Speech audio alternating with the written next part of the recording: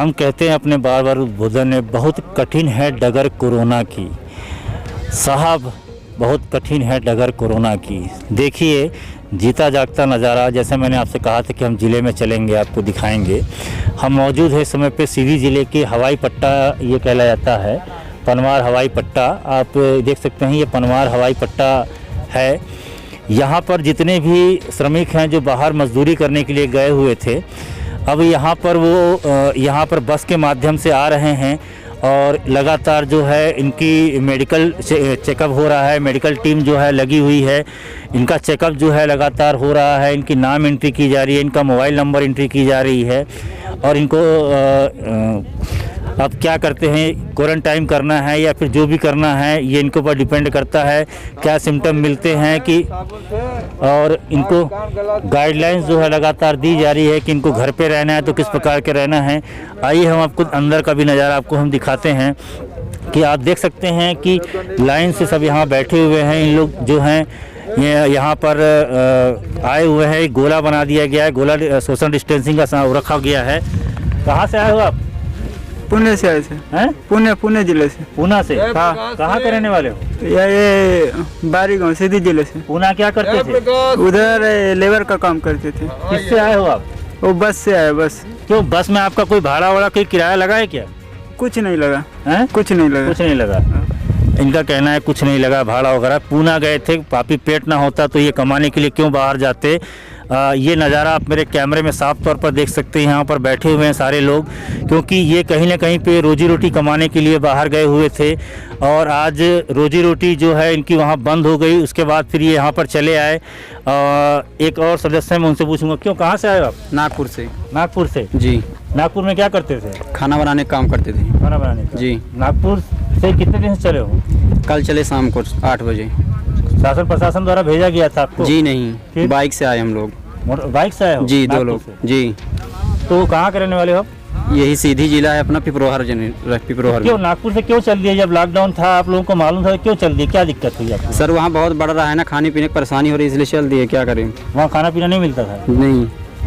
देखिए ये मोटरसाइकिल से सवार होकर वहाँ से चल दिए और वहाँ से आने के बाद इन लोग जो हैं यहाँ तक पहुँचे हैं। कुछ लोग और हैं जो इन लोग इस तरीके से यहाँ पर आए। आप देखें यहाँ पे कुर्सी पे बैठे हुए हैं और वो अपनी बारी का इंतज़ार कर रहे हैं कि उनकी बारी आएगी तब वो चेकअप करवा पाएंगे। चेकअप करवाने के बाद ही कुछ कह पाएंगे। और एक और जुड़े हुए हैं, मैं इनसे भी जानने का प्रयास करूँगा। क्या नाम है आपका भाई साहब? राजेश गुप्ता। कहाँ के रहने वाले? हम कुचवाही के रहने वाले हैं। कहाँ रहते थे? सूरत। सूरत? जी। सूरत से यहाँ कैसे आए आप लोग? बस से आए हैं सर। बस से आए हो? जी। तो बस में क्या कोई भाड़ा कोई किराया वगैरह? भाड़ा लगा है सर, 3-3 हज़ार रुपये हम लोग लगा के सूरत से आए हैं। सूरत से आके? जी। 3,000 रुपये किसने लिया? वो गाड़ी वाले ने लिए हैं। एक आदमी का 3? एक आदमी प्रति आदमी से 3,000। सूरत से कितने आदमी आए लोग? हम लोग आए थे 40 आदमी। 40 आदमी? जी। तो कौन सी बस लेकर आई थी? वो यूपी का था बस।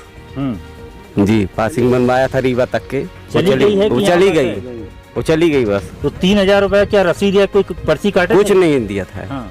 वो खाली यहाँ तक पासिंग बनवा के आए थे और वहाँ कैंप में छोड़ दिए हैं रीवा के। पुलिस वाले भी थे, वो गाड़ी को बोले कहाँ तक पासिंग तुम्हारा, तो बोले यहीं तक का है, रीवा तक का। तो फिर रीवा से यहाँ तक? यहाँ नहीं लगाए, फ्री का है हम लोग। मतलब आप लोग वहाँ गुजरात से सूरत तक का 3-3 हज़ार रुपये लगा है। गुजरात से रीवा तक का।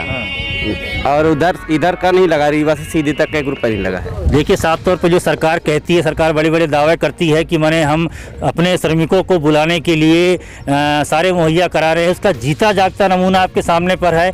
इनको कोई बताया नहीं गया, साफ तौर पर बता रहे हैं।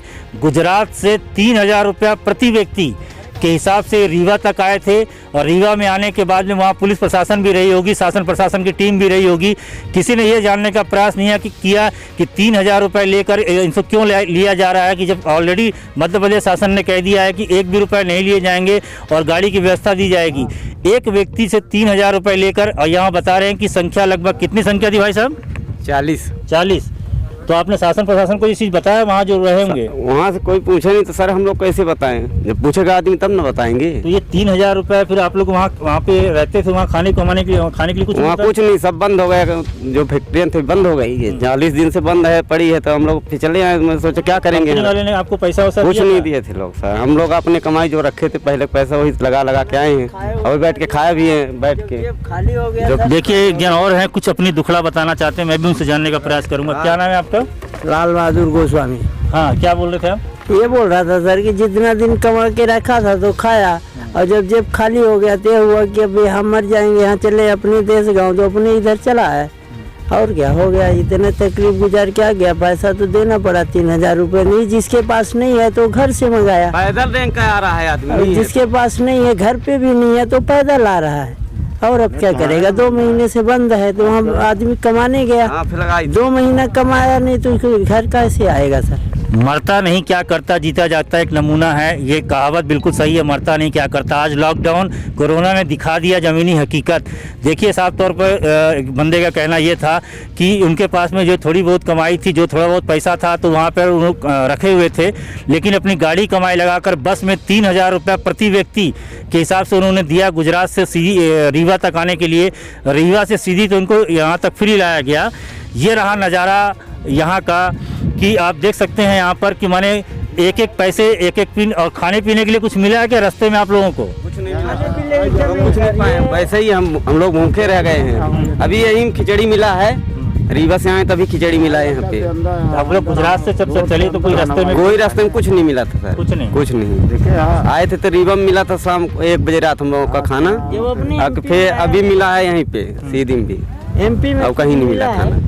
देखिए साफ तौर पर यह है कि इनका साहब ये भी कहना है कि रास्ते में कोई किसी प्रकार की कोई मदद किसी ने नहीं की और भोजन का कोई व्यवस्था नहीं था। गुजरात से बस चल के आई, गुजरात से बस चल के आने के बाद में जो रीवा तक लाएगा तो 3,000 रुपये प्रति व्यक्ति इनसे लिया गया, लेकिन खाने की कोई व्यवस्था नहीं की गई। ना प्रशासन ने कोई पूछा, ना पुलिस ने किसी ने पूछा। रास्ते में भूखे प्यासे अभी जब ये सीधी जिला पनवार हवाई पट्टी में पहुँचे हैं तो इनको खाने के लिए खिचड़ी दी गई है, और ये जब ज़िले में पहुँचे तो ये हाल रहा। रीवा से यहाँ तक का उनका भाड़ा नहीं लगा, ये स्थिति थी जो मैंने आपको दिखाया। ये इनका बैग है, आप देख सकते हैं, ये बैग इनका लाइन से रखा हुआ है। ये सीधी जिले के ही निवासी हैं, रोजी रोटी कमाने के लिए गए हुए थे। ये हाल रहा कोरोना का। तो हम बार बार अपने उद्बोधन में कहते हैं बहुत कठिन है डगर कोरोना की साहब, कोई तो ख्याल करिए। पापी पेट ना होता तो ये कमाने के लिए बाहर ना जाते। और ज़िले में बार बार कहा जाता है कि, प्रदेश में कहा जाता है कि बेरोजगारों के लिए रोजगार की सारे मुहैया करा लिए गए हैं, सारी सुविधा मुहैया है। क्या सुविधा मुहैया है, इसका जीता जागता नमूना आपके सामने पर है। कुछ लोग और हैं जो जुड़े हुए हैं, उनसे जानने का प्रयास करेंगे। आप कहाँ से आए हो? आप? मैं गुजरात से आऊँ सर। कहाँ के रहने वाले हैं? सिंगरौली देवसर के। सिंगरौली देवसर का जी। तो गुजरात से कहाँ तक आपने भाड़ा दिया? हम दिए हैं, दहेज जलवा गांव पड़ता है, तो यहाँ झाबुआ बॉर्डर तक 1,500 रुपये दे के आए हैं सर। और बॉर्डर पे पहुँचने के बाद वहाँ पे अपना MP गवर्नमेंट का पूरा कर्मचारी लोग हैं साहब लोग, तो बोले कि रुको, तो 2-2:30 बजे रात पहुँचे थे हम लोग। बोले आराम से खाना पीना खा के रेस्ट करो, सुबह 6 बजे बस मिलेगी। तो वहाँ से बस मिला, हम लोग यहाँ सीधी तक आराम से सुकून से आया। कितने वर्षों से बाहर कमाने जाते थे आप? अभी 10 साल हो गया साहब। 10 साल। 10 साल में ये स्थिति पहली बार आई है, किससे पहले भी आप कभी देखे हो कि यहाँ आना पड़ा है? नहीं, पहली बार है सर। वहाँ क्या करते थे? बिल्डर का काम करते हैं सर। कितना मिल जाता था? वही 25-26 हज़ार कमाते थे साहब। तो इस बार जब वहाँ कहाँ लॉकडाउन हुआ तो वहाँ पे कंपनी वाले आप लोग को रोके नहीं कि आप लोग रुकिए, कहाँ यहाँ पर रुकिए, खाना पीना हम आपको देंगे? नहीं साहब, रूम अपने से मैं लिया था 3,000 रुपये में, और ये महामारी से 20 दिन पहले मैं ड्यूटी किया था, वो उसी महीने में फिर लॉकडाउन हो गया। तो 20 दिन में जो पगार हुआ था 7-8 हज़ार रुपये मिला था। तो रूम को भाड़ा और खाने का अभी तक 40 दिन जैसे भी MP में। अच्छा ये बताइए कि अगर आपको सीधी ज़िले में या फिर यहाँ पर अगर रोज़गार मिला होता तो क्या आपको कमाने जाना पड़ता? नहीं मिलता साहब। मैं ITI बिल्डर हूँ साहब, ITI भी किया हूँ 2011 में, और प्रैक्टिकल ITI मतलब बिल्डिंग में कोई भी बिल्डिंग ऐसा नहीं है 100% मैं एक्स्ट्रा ज्वाइंट मारता हूँ सर। और अपने यहाँ जो कभी ट्राई नहीं किया आपने? मैं हिंडाल्को में बरगवा में मैं ट्राई भी किया था सर, मगर यहाँ पे सब देखे कि सिफारिश वाला सिस्टम चलता है, और जो कि बिल्डिंग में 100% क्वालिटी वाला मारता हूँ, पाइप लाइन में एक्स्ट्रा वाला। पर यहाँ देखे ऐसा कि जो भर्ती कर रहे थे साहब, तो मान लीजिए हम लोग 15 दिन पहले पेपर जमा किए थे, फार्म पूरा। माने कुल मिला के ये है कि हुनर की कमी नहीं है, लेकिन देखिए हुनर को पहचानने वाले नहीं हैं। अगर हमारे इनके अपने ज़िले में अगर इनको काम मिल जाता तो इनको कमाने के लिए बाहर नहीं जाना पड़ता। जीता जागता नमूना है, इन्होंने ITI किया है, डिप्लोमा है, सारी चीज़ें हैं, एक्सपीरियंस वगैरह सब कुछ है, लेकिन उसके बावजूद भी ये है कि काम ना मिलने की वजह से ये बाहर जाते थे, बाहर कमाते थे। ये जहाँ पे बैठे हुए हैं कोई ना कोई, हर व्यक्ति जो है किसी न किसी घर का लाल होगा और कहीं ना कहीं पे अपने घर का प्रिय होगा। अपने प्रिय को देखने के लिए, अपने को चाहने के लिए लॉकडाउन पार्ट 3 पे अपने चल दिए और घर की ओर चल दिए। जो हेल्पलाइन नंबर इशू किया गया था उसमें भाई साहब कुछ कह रहे थे, क्या बता रहे थे भाई साहब? सर इसमें हमने फ़ोन लगाया था, हो गया नंबर है लीजिए। तो बोले भोपाल से बोलता हूँ, पर ये खरगोन में रेड जोन है इसलिए नहीं हो पाएगा। फिर दोबारा कैसे आपको आना होगा यहाँ? दोबारा फिर हमने सर ऑनलाइन किया, उसमें सक्सेसफुल हो गया, तो अभी गाड़ी अपना खुद का प्राइवेट करके आई। प्राइवेट गाड़ी, उसका भाड़ा आपने दिया होगा? दिया। कहाँ? तो वहाँ से यहाँ तक कितना पैसा लग गया? वहाँ से यहाँ तक सर 19,000 लगा, 4-4 हज़ार। कितने लोग आए वहाँ से? 5 आदमी। 5। वहाँ क्या करते थे? वहाँ सर हम लोग ये नगर पालिका का काम करते थे, काम मिला है अभी, जो कटर लाइन का काम चलता है, उसमें हम जैसे भी चला। कहाँ के रहने वाले हैं? सीधी ये तेंदुआ के। तो क्या यहाँ अपने सीधी जिले में आपने ट्राई नहीं किया कि आपको रोजगार मिल जाए, यहाँ पर आप लोग रहें, अपने घर गांव में रहें, जो पैसा कमाना है तो यहीं कमाएं?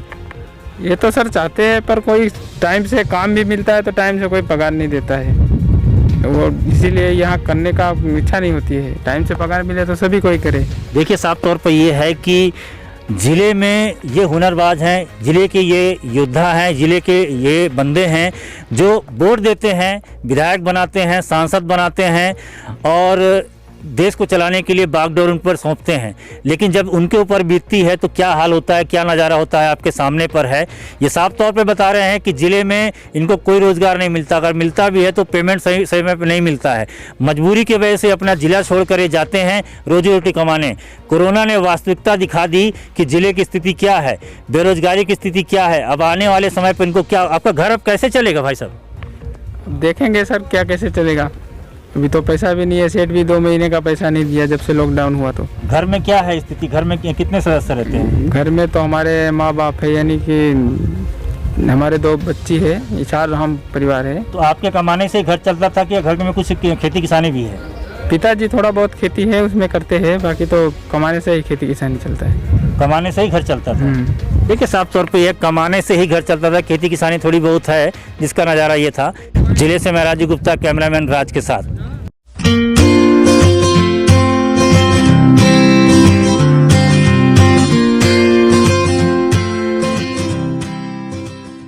और हाँ, हमारे चैनल को सब्सक्राइब करें, घंटी का बटन दबाना ना भूलें, जिससे नई अपडेट आपको समय समय पर मिल सके।